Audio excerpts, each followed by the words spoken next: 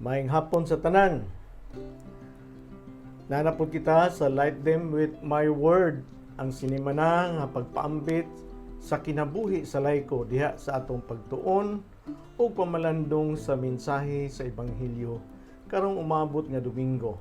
Kini usa ka proyekto sa Tukod Net, inubanan sa CLEMOACO, Tukod Christian Life Community, o sa pagpaambit sa kinabuhing laiko. Isip usa ka gamay nga tabang sa simbahan sa paghatag og permission diha sa sinimana nga Bible study meetings sa mga BECs, mga nagkalain-laing lay organization sa ilang mga household o action group meetings.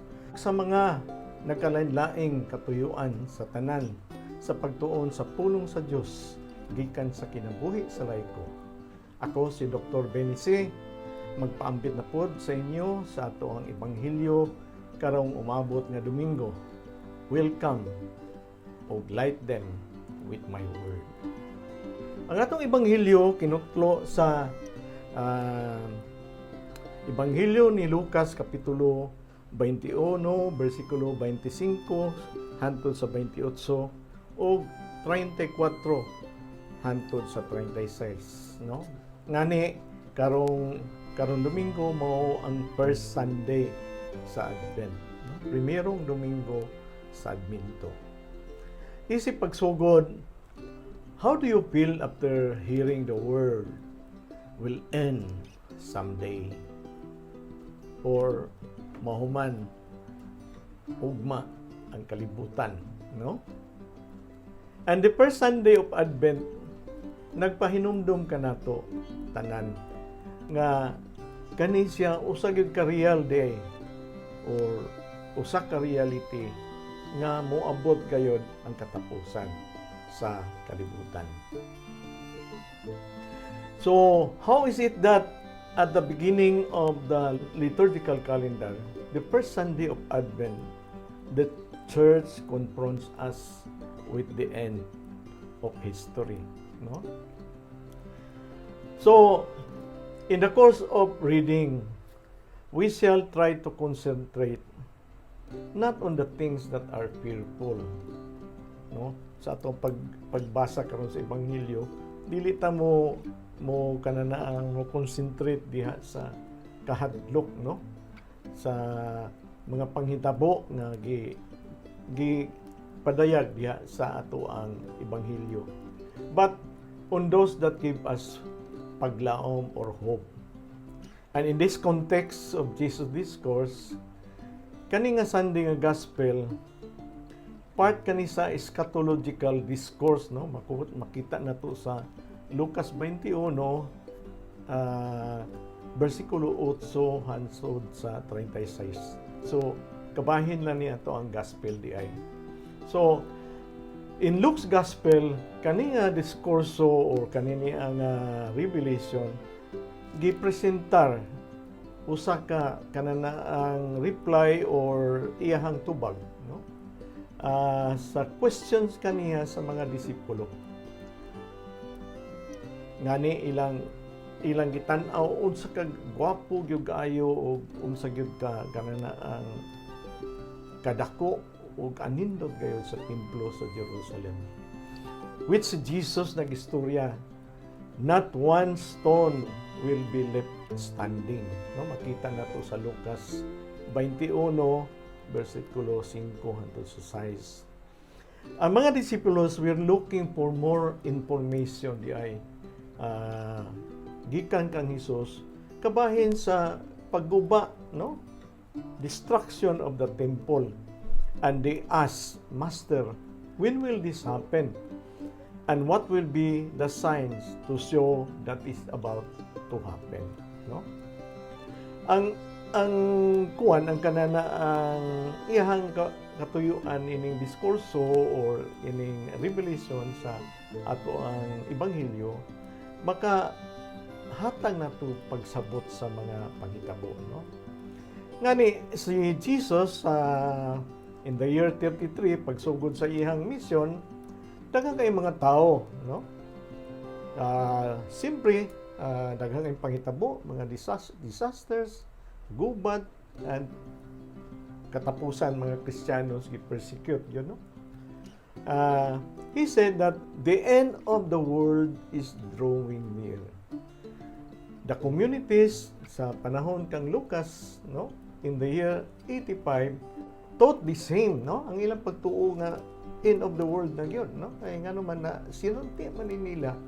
At the same time sa year 70 na sinati magyud nila nga na kuan yun kanana ang Jerusalem, no, na destroyed yun ang Jerusalem, destruction of Jerusalem, of course including the temple, no.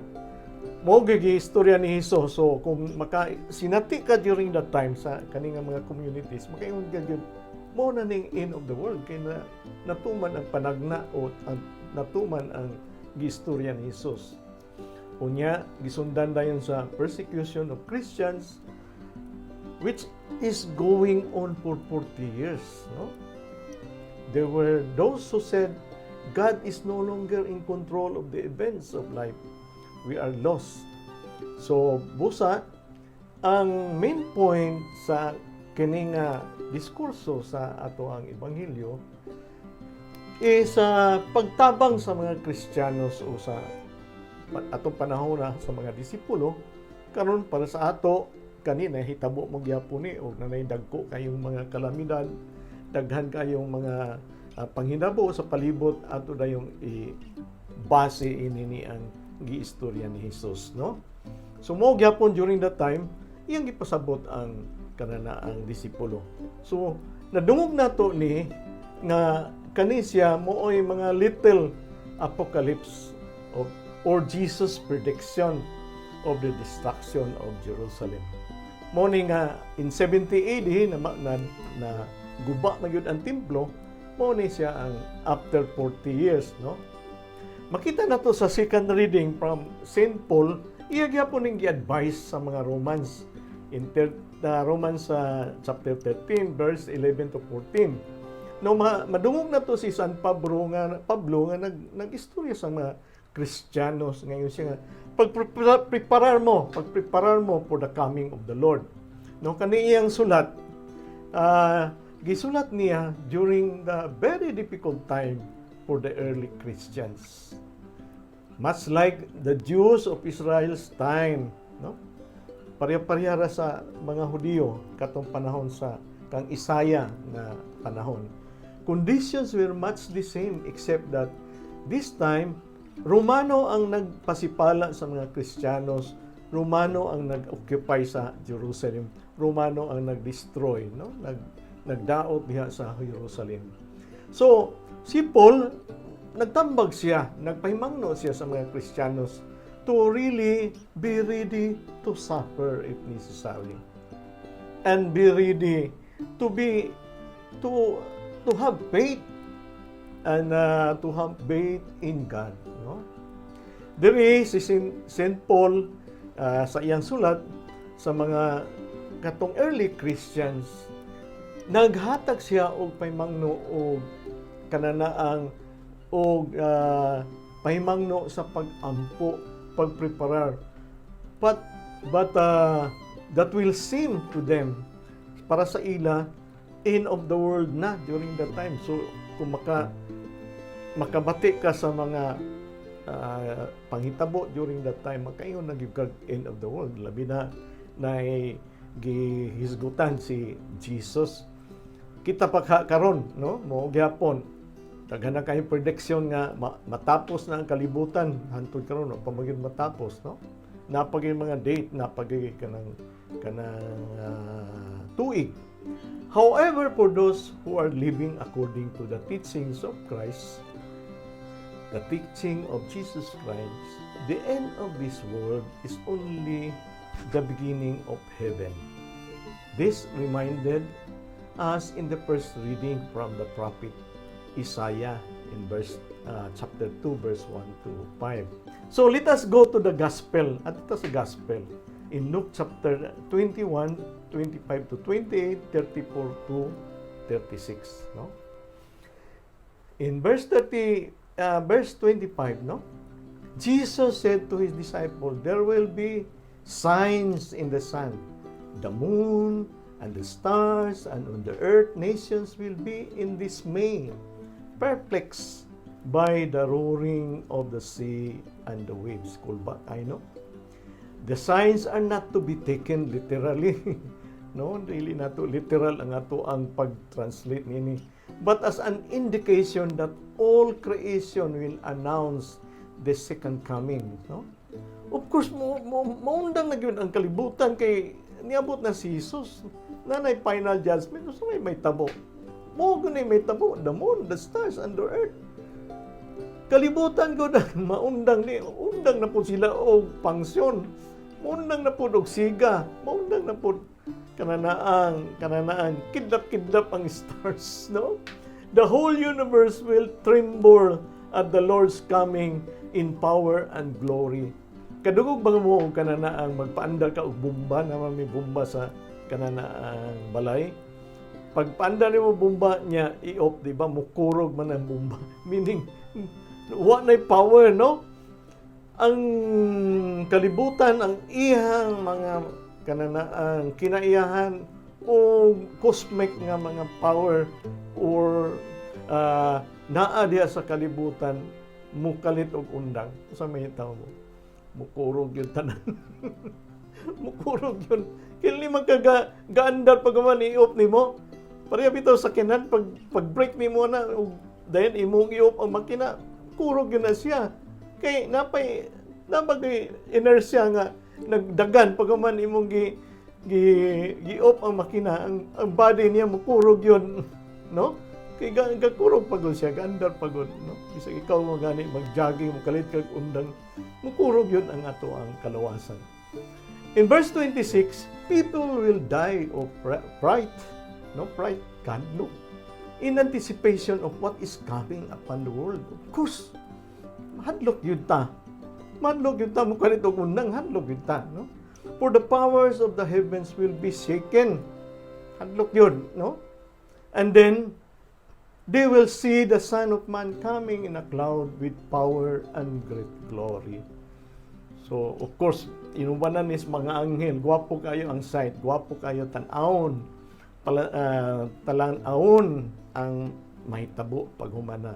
Undang tanan, but the glory of God will be displayed, no?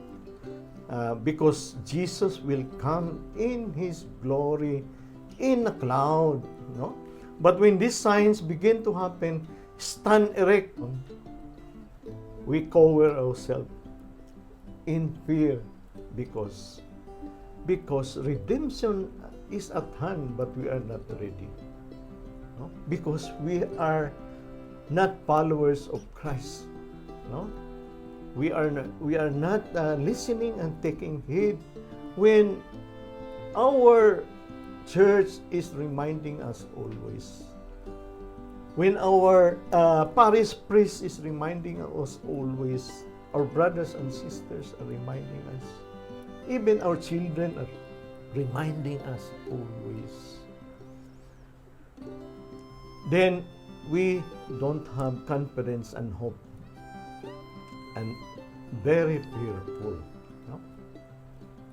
But if you are confident, you're followers of Christ, this is new. This is not new to them, to us, no? Because every day in our life, Jesus is coming to us, rescuing us from our sinfulness. The relationship and also the events, the incidents that is happening in our life. By living out our being a person, no? By really honest to our life, no? By being truthful to our life. When we sin, we ask forgiveness. When we are remorseful, we have to blame ourselves and ask God for forgiveness. So these are not new to us, no? It is full of hope and also a great event, no? Of happiness, joy, and peace. Niabot na gyud sa ang Ginoo. Munang moingon bitaw sila nga dito sa langit, wala na gyud tay kanang lain nga kanang hunahunahon pa. Wala nay kasakit, wala na kahiubos, wala na paningkamot nga magkuan yuta pasinsya ta sa atong mga kaigsuonan sa palibot. Wala na pag-antos, labi ng kananaanay badlungon sa atong ang palibot, atong asawa man, atong bana, atong mga ginikanan o ato ang anak. Badlungon kayo ba't kita gaantos og maayo. Sometimes kita na noy makasala, no? Sa ilang kasalanan, sa ilang pagkabadlungon, kita po makasala. And Jesus comes to us always, no? In our prayer. He saves us always sa atong sinfulness para maka-maintain lang kita. Nga mobot na gani si Jesus during the time or anytime we are always ready, no? Muna siya nga dili man bag-o ni sa ato, no? Because we have lived this out. In verse 34, yun siya, beware that your hearts do not become drowsy. No, muna siya. And from carousing and drunkenness and anxieties of daily life. Oh, anxieties of daily life, drunkenness. No? May problema na to, it was bino. May problema na to, dito sa lingaw-lingaw na lang. No? Hantod madrowsy ta sa makalimot sa ato ang mga problema tuod tungod sa spirit sa ato ang giinom o ginatek nga droga. But pag mata na to, niabot na si Kristo na disgrasya gyud, no? Imbis grasya na gyud, no? Grabe yun ang kakuyaw o you are not ready. Sa exam bitaw, mag-take ka o exam o dili ka ready o katon. Kuyaw man gyud kayo ang exam. Kuyaw gyud kayo ang examination o dili ka ready o wala ka katuon. But if you are very faithful sa imong study, everyday ka nagbasa, everyday ka manaminaw sa maestra, everyday ka nagbuhat sa imong assignment, pag-take o exam, you are so confident, no? And that day catch you by surprise, no? Like a trap. Na-trap ka sa imuhang kananaang lingaw-lingaw, na-trap ka sa imuhang hinangal, na-trap ka sa imuhang mga gimik-gimik. For that day will assault everyone who lives in the face of the earth. No? Mga kanang kalibutan nun, nga kalingawan. No? Diha yun ta, madaot, mapildi. Yung siya, be vigilant at all times and pray. So be vigilant, kinahanglan ta nga mag-ampo o preparado o magbantay yung kanunay, no? Because ang atong constant prayer is a persistent theme throughout Luke. Mao man ni ang kananaang kuha ni Lucas, no? Saint Luke sa iyang sulat. Ang prayer yun, iya yung i-emphasize na kinahanglan malahotayon kita sa ato ang pag-ampo. Magbantay kita, no? Ang ato ang kinahanglan nga magpaduol kita sa ato ang Ginoo kanunay. Unsaon na to pagpaduol, magmangay kita sa ilo. Kung makasalata, magsimba, mangumpisal o kanunay yun nato examine atong kaugalingon unsay atong kasalanan, magbantay kita sa atong relasyon sa uban, no? Nga kita unta maka-inspire, dili maka-discourage ta sa ato ang mga ig-agaw, igsuon, kaparintihan, ka-office-mate, no? Sa ato ang mga kanana mga sakop diha sa ato ang trabahoan. That you have the strength to escape the tribulation that are imminent and to stand before the Son of God. Mo ni siyang gitawag nga ang tribulation nga kanana ang madawat nato during that time sa second coming or the end of the world. Ma-escape nato, dili nato mabatian because we are prepared. Dili nato mabatian. Mangutana gani ko karon sa inyo, kinsay ready na mamatay? Pataas kamot. If you're ready to die and you're not scared of dying, then money para sa imo, no? Anytime mo ani si Kristo, huwa gyud kahadlok nimo. Because you have already the strength of the preparedness that you have. one of this preparedness is kanang yun ato ang qualities atong life, no? Quality yun sa atong life, qualities atong relationship with other people, no?